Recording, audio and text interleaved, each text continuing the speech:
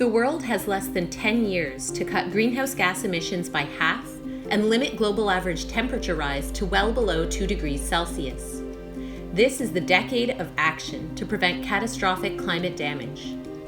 To meet our Paris Agreement targets, philanthropy and other investor groups need to support innovative and transformative initiatives that accelerate climate action. This includes exploring how to apply digital technologies and big data to climate change mitigation.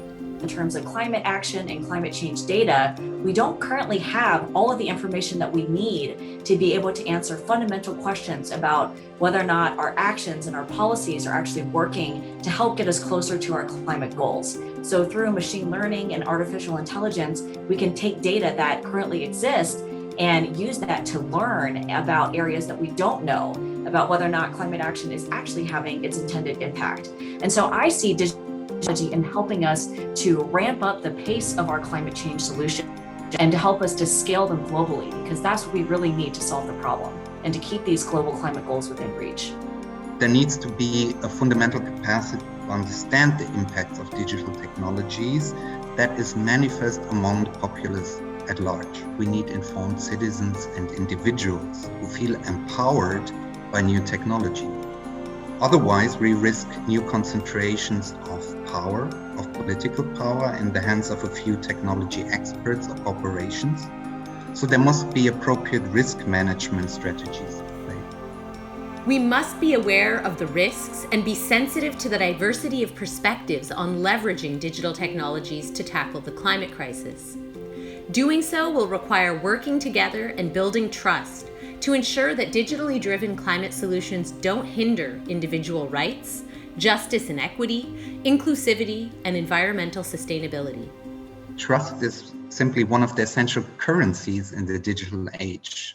Trust between technology providers and users, trust within communities, and trust in the governance systems that use technologies to govern and at the same time are responsible for regulating their use in society.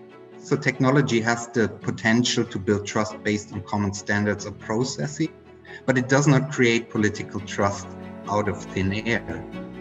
There are many different aspects of digital technology that we should be careful when trying to apply them writ large to problems of climate change. So for example, we all know that there exists a digital divide. There are currently many people, millions of people throughout the world that don't have access to stable, high-speed internet. They don't have access to computers or smartphone technology. So I would say that that's one challenge, is making sure that we're not widening the already existing digital divide. I think secondly, we have to think about privacy concerns and making sure that individuals' privacy are protected so that they feel comfortable. An important consideration is also acceptance, inclusiveness, and participation. Philanthropy can play a pivotal role in ensuring the sustainable and ethical uptake of digital technology in climate action. For example, by supporting and de-risking solutions to attract alternative forms of investment. Philanthropy can help create a space where different actors can work together to build trust and co-develop inclusive climate solutions. This is really critical to reduce piecemeal solutions as well as inequities and vulnerabilities that have been amplified through the COVID-19 pandemic. This is the focus of the Reimagining Climate Governance in the Digital Age project, a collaboration between Sustainability in the Digital Age, Future Earth, and the ClimateWorks Foundation. This project brings together tech innovators, philanthropists, investors, and members of the climate community from around the world.